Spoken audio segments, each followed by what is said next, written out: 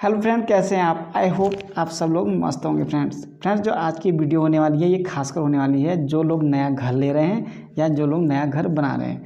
Friends होता क्या है, जब हम एक नया घर लेते हैं तो उसमें कई दिक्कतें होती हैं, जिसमें से एक दिक्कत के बारे में मैं आज को बताने वाला हूँ। तो फ्रेंड वीडियो को शुरू करते हैं। अगर आप मेरे चैनल पर नए आए तो प्लीज़ एक लाइक और सब्सक्राइब जरूर कर दीजिएगा। तो फ्रेंड आज की वीडियो में बताने वाला हूँ मैं इलेक्ट्रिकल से रिलेटिव ये वीडियो होने वाला है, क्योंकि आज मैं आपको बताऊंगा अगर आप एक नया घर बना रहे हैं तो उसमें आपने इलेक्ट्रिकल की वायरिंग का बड़ा इशू होता है कि यार कैसे वायरिंग करें, कौन सा वायर लगेगा, कौन से स्विच सॉकेट लगेंगे, हमारे डाइनिंग हॉल में क्या होना चाहिए, किचन में क्या होना चाहिए, हमारा जो बेडरूम है उसमें कैसे पॉइंट आने चाहिए, हमारे जो बाथरूम है उसमें कैसे पॉइंट आना चाहिए। तो फ्रेंड्स वीडियो को शुरू करता हूँ, स्टेप बाय स्टेप आपको बताता हूँ। वीडियो को पूरा देखिएगा तभी आपको ये वीडियो समझ में आएगा, और ख़ासकर अगर आप घर बना रहे हैं तो ये वीडियो तो ज़रूर देखिएगा। तो फ्रेंड जब हम एक घर बनाते हैं सबसे पहले हमने क्या करना है, जब हम घर बनाते हैं हमने इलेक्ट्रिकल की ड्राइंग पूरा मैप उसका बना लेना। होता क्या है कि हम हर चीज़ का मैप तो बनाते हैं, लेकिन इलेक्ट्रिकल के ऊपर ज़्यादा ध्यान नहीं देते हैं, और ये लास्ट में सबसे बड़ा इशू होता है। खासकर मैंने देखा है हर घर में।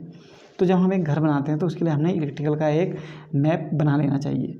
उसके बाद से होता क्या है, जैसे कि हमारा फर्स्ट में जो आता है हमारा डाइनिंग हॉल आता है। डाइनिंग हॉल में हमने कैसे पॉइंट देने हैं, हमारा कहाँ सीलिंग फैन आना है, सीलिंग के अगल बगल अगर हमने दो अपनी सीलिंग लाइटें लगानी है। और उसके बाद होता है अगर हम गर्म इलाके में रहते हैं तो एसी भी लगाने की ज़रूरत पड़ती है। तो एसी की लाइन हमारी कहाँ पर तक आनी चाहिए ताकि बाद में जब एसी लगे तो साफ़ सुथरा दिखे, केवल एसी लगा हुआ मिले और वहाँ पर लाइट वाइट के तार वार लटके हुए ना दिखे। नंबर 2 होता है अगर हम ठंडे इलाके में रहते हैं तो हीटर के पॉइंट हमारे पे कहाँ कहाँ पर होने चाहिए और हीटर के लिए कौन सा वायर आना चाहिए। फ्रेंड अगर आप डाइनिंग हॉल में अगर 2 हीटर आप चलाते हैं, 2 हीटर, तो आप कम से कम 4 mm का वायर डालिएगा। हेवल्स का, हेवल्स से बढ़िया वायर अभी कोई भी नहीं है, क्योंकि आप कई वायर डालेंगे, आप उसका अंदाज़ कैसे लगाएंगे इसका मैं वीडियो में लास्ट में बताऊँगा कि वायर का अंदाज़ कैसे आएगा आपको कि अच्छा है या बेकार है। तो फ्रेंड अगर आप डाइनिंग हॉल में अगर आप ठंडे इलाके में रहिए तो 4 mm का तार डालिए, एक सर्किट बनाइए उसका, एक सर्किट में आप 2 हीटर चला सकते हैं, ठीक है। और लाइट एक सर्किट बनाइए डाइनिंग हॉल का अलग से इलेक्ट्रिकल का लाइट पॉइंट का एक सर्किट बनाइए डाइनिंग हॉल के लिए, जिसमें आपका एक पंखा, 2 सीलिंग फैन और 2 वॉल लाइट आपकी चलती हैं, और 1-2 आपके चार्जिंग पॉइंट होते हैं जो लाइट पॉइंट होते हैं। तो एक सर्किट आप उसका बनाइए, एक सर्किट बनाइए आप पावर का। उसके बाद हम चलते हैं किचन में। किचन में चलते हैं फ्रेंड। किचन में क्या होता है, किचन में आपको कई चीज़ें चाहिए होती है। जैसे नंबर 1 आपको फ्रिज भी चाहिए होता है, आपको ओवन भी लगाना है, आपको गीज़र भी लगाना है, आपको बटर टोस्टर भी लगाना है। तो ये इन चीज़ों के लिए भी हमने पॉइंट पहले ही चूज कर लेना है कि हम फ्रिज कहाँ पर रखेंगे, हमारा स्लैब जो आएगा तो हमारा माइक्रो ओवन कहाँ पर लगेगा, हमारा किचन में सिंक कहाँ पर लग रहा है, गीजर कहाँ पर आएगा, उसी हिसाब से हमने सेट कर लेने हैं। नहीं तो होता क्या है, हमारा फ्रिज कहीं और लग रहा होता है, पॉइंट कहीं और होता है, लास्ट में बहुत बवाल हो जाता है। जिससे भी हमने उसको सेट करने के लिए हमें ओपन फिटिंग करानी पड़ती है, जिसका हमें कोई फ़ायदा नहीं होता है। उसके लिए हमने क्या करना है फ्रेंड, अगर आपके पावर के दो पॉइंट अगर पावर के आ रहे हैं, आप उसको एक सर्किट में लीजिए, आप अपने इलेक्ट्रीशियन को बताइए, 4 mm का वायर डालिए और उसको आप लीजिए एक सर्किट में। अगर आपके 4 पॉइंट अगर किचन में आ रहे हैं पावर के तो उसको बनाइए 2 सर्किट, और एक सर्किट बना दीजिए लाइट का एक सर्किट बनाइए। उस सर्किट के साथ अपने आप बाथरूम को भी अटैच कर सकते हैं। एक सर्किट में आपका किचन और बाथरूम सेट हो जाता है। और जो वहाँ का जो आपका फिर उसका बाथरूम में चलते हैं। बाथरूम आपकी जैसे मिरर लाइट लगती है, मिरर आपका कहाँ पर आना है उस हिसाब से हमने मिरर लाइट को सेट कर लीजिए, ताकि जब आपका शीशा जहाँ पर आपका एंड होता है, ऊपर का जो होता है हाइट जो शीशे का होता है, वहाँ पर आपकी उससे चिपक के आपकी मिरर लाइट आ जाए। ये ना हो कि आपका शीशे से 1 फीट ऊपर लाइट आ रही है, वो बहुत भद्दा लगता है। नंबर 2 होता है एग्जॉस्ट आपका बाथरूम में लगेगा। एग्जॉस्ट के लिए भी पहले पॉइंट चूज कर लीजिए, उस हिसाब से उसके बगल में उसका पॉइंट दीजिए ताकि तारे आपकी लंबी ना दिखे। और नंबर 3 होता है आपका गीजर आपका कहाँ पर लगना है, उस हिसाब से उसका बॉक्स आप वहाँ पर दीजिए, और एक पावर पॉइंट का कनेक्शन वहाँ पर दीजिए। उसके बाद जैसे हम आते हैं, अगर आपका सिंगल BHK फ्लैट्स है, 1 BHK फ्लैट्स है, तो बेडरूम में आते हैं। बेडरूम के लिए क्या होता है, बेडरूम में आते हैं तो कई घरों में मैंने देखा है कि बेडरूम में जब आदमी शाम को जब रात को सोता है तो उसे उठ के लाइट बंद करनी पड़ती है। इसलिए क्या होता है, 6 मॉडल के बॉक्स से बैठ के अगल बगल लगाइए अपने पॉइंट के हिसाब से। जैसे सीलिंग फैन है, अगर आप गर्मी इलाके में रहते तो वही पॉइंट आ गया आपका, AC का पॉइंट आ जाता है। ठंडे इलाके में आप रहते हैं तो आपको हीटर का पॉइंट भी चाहिए, चार्जिंग पॉइंट भी चाहिए, आपको कंप्यूटर के लिए पॉइंट चाहिए। उस हिसाब से आप अपने बेड के अगल बगल पहले आप अपने जो मेन स्विच हैं उनके यहाँ तो आप 2 बना लीजिए। अगर जैसे आप बेडरूम में एंट्री कर रहे हैं तो उस डोर पे आप एक 2 स्विच बना लीजिए। वहाँ से आप अपनी लाइट ऑन करी और बैठ के वहाँ पर गए, वहाँ से आपने ऑफ कर, ये होता है आपका 2 स्विच। 2 स्विच बनवाइए उसका, और बेड के अगल बगल आप अपने पंखे का कनेक्शन दीजिए। सारी लाइटों का कनेक्शन आप बेड के अगल बगल दीजिए और कहीं पर मत दीजिए। उसके बाद जो बाथरूम होता है, बाथरूम के जहाँ से बाथरूम का एंट्रेंस होता है वहाँ पर एक स्विच दीजिए। जब आप वहाँ पर लाइट ऑन करें तो आपके बाथरूम के अंदर लाइट ऑन हो जाए।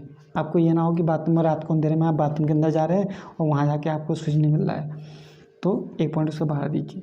और अगर आपका बाहर बालकनी टेरेस आ रही है तो उनका स्विच सबका अंदर से दीजिए, ताकि आप बाहर से जब भी रात को अंदर आए तो अंदर से आप ऑफ कर लें। ये नहीं कि बाहर अंधेरे में ऑफ करके फिर आप अंदर आ रहे हैं। और उसके बाद मैं फ्रेंड्स आपको बताता हूँ, ये तो हमारे पॉइंट हो गए जो नॉर्मल से मैंने आपको बताए। बाकी अगर आप मकान बनाते हैं फ्रेंड, मैं इसमें अपना नंबर दे दूँगा, मुझसे डिस्कस कर सकते हैं कि आप किस तरीके से पॉइंट बनाना है, किस तरह से क्या करना है। उसके बाद आते हैं फ्रेंड्स हम वायर कौन सा यूज करें।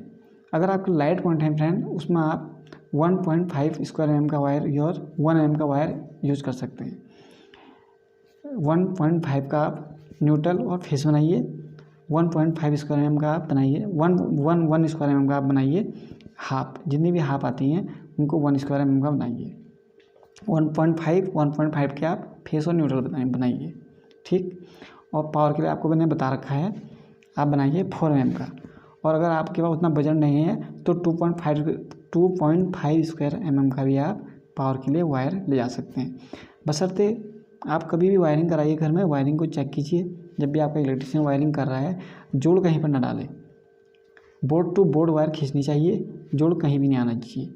बस आपके अगर जोड़ आएंगे तो जो सीलिंग के पॉइंट होते हैं वहाँ पर से सर्किट बांटने के लिए वो जोड़ डाल सकता है, अन्यथा पाइप के बीच में कहीं पर भी जोड़ मत डलवाइए। ओके, अब आते हैं हम इन्वर्टर के उसमें कि इन्वर्टर का आपने वायर डालना है या नहीं। मेरे ख्याल से इन्वर्टर का वायर आप नहीं डालिए। अगर आप जब आपका डीबी बनता है, डिस्ट्रीब्यूशन बॉक्स जो बनता है, उसमें आपके सारे सर्किट आने चाहिए अलग अलग। लाइट के सर्किट से पावर के सर्किट को अटैच मत कीजिए, पावर के सर्किट से लाइट के सर्किट को अटैच मत कीजिए।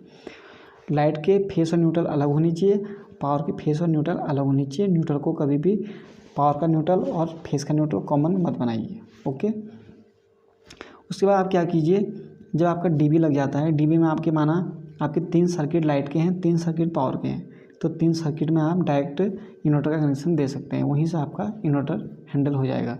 इसके लिए आपको कोई वायर डालने की ज़रूरत नहीं है, ठीक। उसके हम आते हैं, हमने वायर तो सेट कर लिया है। वायर हम कौन सा डालेंगे, जो स्विच और सॉकेट होते हैं फ्रेंड्स। स्विच और सॉकेट वो डालिए जो आपको लगता है कि आपके अगल बगल अवेलेबल हो जाए जब कभी कोई जलता है या कोई ख़राब होता है तो। इसके लिए सबसे बेस्ट है रोमा का आप मटेरियल लगाइए। रोमा में कई बहुत अच्छे आजकल मॉडल आ चुके हैं। रोमा का आप मॉड्यूलर स्विच लगाइए, वो क्या होता है आपको हर जगह उपलब्ध हो जाता है। अगर आप शहर में रहते हैं तो शहर में तो कोई बात नहीं, शहर में तो मटेरियल एकदम से उपलब्ध हो जाता है। अगर आप गांव साइड बना रहे हैं तो वहाँ पर क्या होता है, अगर आप कोई ली ग्रांड या कैप्टी इस तरह से कोई अगर स्विच लगाते हैं तो ये हर जगह उपलब्ध नहीं होते हैं। रोमा एक ऐसा ब्रांड है जो आपको हर जगह मिल जाएगा, ठीक। आप उसका लगाइए। और एक बात और कहना चाहूँगा, अगर हो सके तो एक RCC भी आप अपने मेन पर लगाइए, ठीक। और RCC भी लगाने से क्या होता है फ्रेंड, RCC भी लगाने से क्या होता है, अगर कभी कोई बैक करंट आता है या कोई दिक्कत आती है या आपकी लाइन में CPS से कोई दिक्कत आ रही होती है तो उसे ट्रिप कर देता है, जिससे आपकी लाइन जलने से बच जाती है। तो फ्रेंड उसके साथ साथ आपने जब आप डिस्ट्रीब्यूशन बॉक्स अपना तैयार करते हैं, जब डिस्ट्रीब्यूशन में आपके सारे सर्किट डिस्ट्रीब्यूशन बॉक्स में DB में आपके आते हैं, जिसे हम DB कहते हैं, डिस्ट्रीब्यूशन बॉक्स, जहाँ से हमारे सारे सर्किट चलते हैं। तो जो हमारी सारी वायरिंग डिस्ट्रीब्यूशन बॉक्स में आते हैं, जैसे आप मेरे पीछे देख रहे होंगे, ये हमारा DB लगा हुआ है। तो ऐसे जब DB में आपका सारे पॉइंट आते हैं तो उसके बाद आपने क्या करना है, अब वहाँ पर होता है दोस्तों हमारी MCB लगती हैं, मेन सर्किट ब्रेकर हमारी MCB जो लगती हैं। अब होता है कि हम पावर में कितने की MCB डाल रहे हैं और लाइट में कितने की। तो इसका सीधा सीधा आपको बताऊंगा मैं। अगर आपके 2 पावर का एक सर्किट है तो पावर ज़्यादा आते हैं आप 2 किलोवाट का यूज करेंगे। अगर 2 किलोवाट तक का आप एक पावर यूज करते हैं तो उसमें आप 20 एम्पियर की MCB एक सर्किट में लगाइए पावर के लिए। एक सर्किट में आपका 20 एम्पियर का MCB लगेगा। अगर आपके 4 सर्किट पावर के आए हैं तो 4 MCB आपके लग जाएंगे 20 एम्पियर के। और जो लाइट पॉइंट हमारे आते हैं, लाइट पॉइंट की जितने भी लाइट की जो सर्किट उतरते हैं, लाइट के सर्किट माना लाइट के सर्किट 5 सर्किट हमारे लाइट के उतर रहे हैं, तो लाइट के सर्किट में आप लगाइए 6 एम्पियर की MCB। उसमें फ़ायदा क्या होता है, अगर कोई थोड़ा सा कहीं फॉल्ट होता है तो 6 एम्पियर की MCB एकदम ट्रिप हो जाती है। और उसके बाद से आपने क्या करना है, एक चीज़ बताना आपको भूल गया। आप जब आप वायरिंग करा रहे होते हैं तो हाथों हाथ अपने जो घर के अंदर की होती है तो अर्थिंग की वायर भी एक डला लीजिए। क्योंकि होता क्या है, हमें फ्रिज हो गया, माइक्रो ओवन हो गया, आपका वॉशिंग मशीन हो गया, इन चीज़ों के लिए हमें अर्थिंग की भी बहुत ज़्यादा ज़रूरत होती है। इन चीज़ों को अर्थिंग की ज़रूरत होती है क्योंकि ये चीज़ें करंट भी कभी कभी अगर अर्थिंग ना होने पे आपको शॉक लगने का खतरा रहता है, करंट लगने का खतरा रहता है फ्रेंड। तो इसलिए अर्थिंग भी ज़रूर कराइए। अर्थिंग कैसे कराते हैं, अगर आप मुझे कमेंट करते हैं तो मैं कमेंट करके आपको इलेक्ट्रिकल से जो दुविधाएँ हैं, जो परेशानियाँ हैं, मैं अगला वीडियो बनाऊंगा आपके लिए कि कम पैसों में आप अर्थिंग कैसे कर सकते हैं अच्छी वाली। और आप चाहो तो खुद भी कर सकते हैं। स्टेप बाय स्टेप मैं आपको बताऊंगा बहुत बढ़िया तरीके से। आपको किसी को पैसा देने की ज़रूरत नहीं है, आपको सामान लेके आना है, मैं आपको हैंडल करूँगा। आप मुझे वीडियो कॉल कर सकते हैं, मैं आपको बताऊँगा कि आपने अर्थिंग कैसे करनी है और प्रॉपर आपकी अर्थिंग आप खुद कर सकते हैं।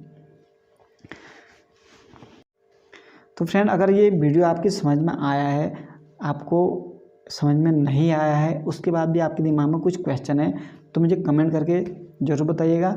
मैं आपको अगली वीडियो में समझाने की पूरी कोशिश करूँगा आपकी क्या दिक्कत है और कैसे आप सॉल्व कर सकते हैं। तो कल मिलता हूँ एक ऐसे नए दूसरे वीडियो के साथ। तब तक के लिए बाय, जय हिंद।